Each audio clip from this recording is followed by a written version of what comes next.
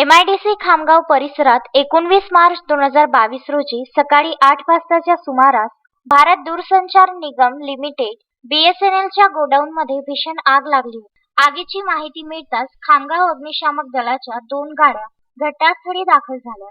तसेच शिवाजीनगर पोलीस ठाण्याचे पोलीस अधिकारी व कर्मचारी सुद्धा घटनास्थळी पोहोचले होते. अग्निशमन दलाच्या कर्मचाऱ्यांना शर्थीच्या प्रयत्नाने आगीवर नियंत्रण मिळविण्यात यश आले. या आगीत प्राथमिक अंदाजानुसार UG cable, OFC cable, PLB pipe, copper cable, DW pipe, एक जनरेटर असे साहित्य जळून खाक झाले असून लाखो रुपयांचे नुकसान झाले आहे. आग लागल्याचे कारण अद्यापही समजू शकले नाही. ऑफिसचा भंडार विभाग आहे MIDC मध्ये. या ठिकाणी जवळपास 1.5 घंटा पूर्वी आग लागलेली आहे. तर आतापर्यंत आपण आर्थिक म्हणजे शर्थीचे प्रयत्न करून आपण जवळपास 5 रुपये मारून आग कंट्रोल केलेली आहे. फक्त 20% राहिलेली आहे झालं.